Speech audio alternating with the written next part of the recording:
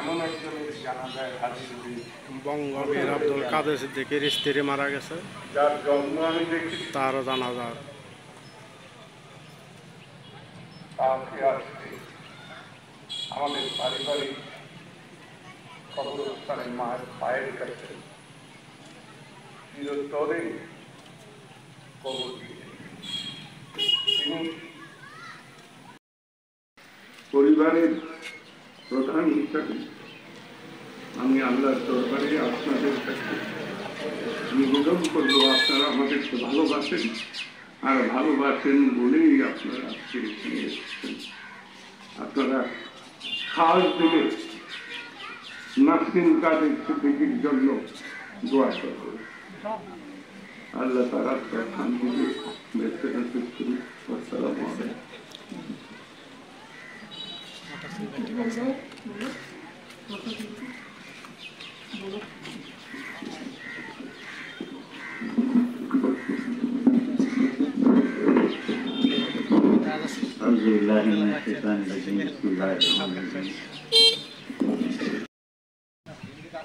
আখলাক শব্দটা যেটা শব্দ ব্যবহার, মিষ্টি ব্যবহার, এই শব্দটা শিখতে হলে ওনার সাথে পরিচিত হওয়া, যাদের রয়েছে তারা আখলাকের সাথে।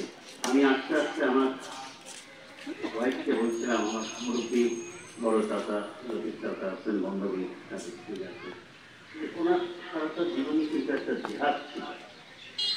আমি যতদূর দেখছি সেই আপনারাও তো বলবেন সারাটা জীবনই তৈরি বঙ্গবীরের জন্য। এইরকম একটা মহিয়সী, এইরকম একজন বিশ্বাস মানুষের জন্য দোয়া করা আলোচনা করবো একজন পরিবারের সদস্য।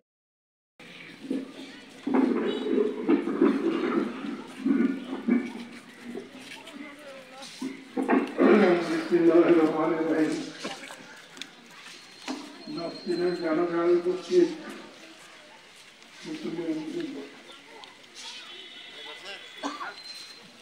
জীবনে যেমন আনন্দ পেয়েছি, দুঃখ পেয়েছি।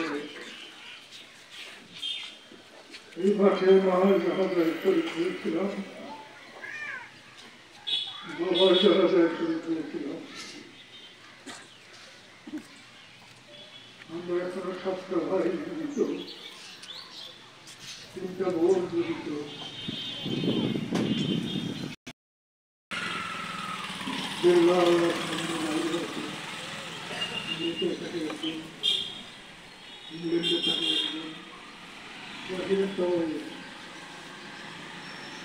আমি আজকে আর কিছু বলতে চাই না। ওনার যখন চরম দুঃখ হয়েছিল, আমি একজন মুসলমানের ছেলে হওয়ার পরও আমার বিয়ের পাত্রে ছিল না। একটি কথাও বলতে পারি নাই, একটি কথাও বলতে পারি নাই। আমার বড় ভাইয়ের ছেলে বাপটি জেলখানায় যখন দিনে 50 হওয়ার ফোন করতো, ওর খাওয়ার দেওয়া হয় নাই, ও ডিসিশন পায় নাই, কি করলা কি করলা কি করলা। যখন তারা স্ট্রোক করেছে, তার আধা ঘন্টা আগে আমাকে বলেছে, বাপ্পির কি হলো? হচ্ছে, আমি কথা বলেছি তো, বড় ভাই যাবেন দেখা করার জন্য, আমি বলেছি। কি যে যন্ত্রণায় ছিল আমি জানি না। কয়েক মিনিট পর আমার বড় মেয়ে চুরি ফোন করেছে, আধু মা জ্ঞান হারা হয়ে পড়েছে। ঠিক আছে, আমি আসতেছি, কালকে আছি, সন্ধ্যায় আসবো। আমার মনে হয় আমি একটা সেকেন্ডও দেরি করি নাই, বলতে আমি আসছি। তোমার সঙ্গে যারা থাকে তাদের বলছি, চলো 5 মিনিটের মধ্যে। একটা কথাও বলতে পারি নাই, মাফ চাইতে পারি নাই। আপনারা মাফ করবেন, আমার অনেক ভুল আছে, ত্রুটি আছে। এই গ্রামে আমি বড় হয়েছি, কত খেলাধুলা করেছি, কত ঝগড়া ঝাঁটি করেছি কত জনের সাথে। আপনারা আমাকে মাফ করবেন,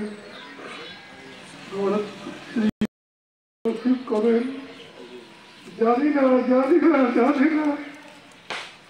যে দেশের জন্য জীবন ছড়িয়েছিলাম সেই দেশে আমার রাজনৈতিক পিতা বঙ্গবন্ধুর মাথায় পেশাব করেছে বৈতারীরা।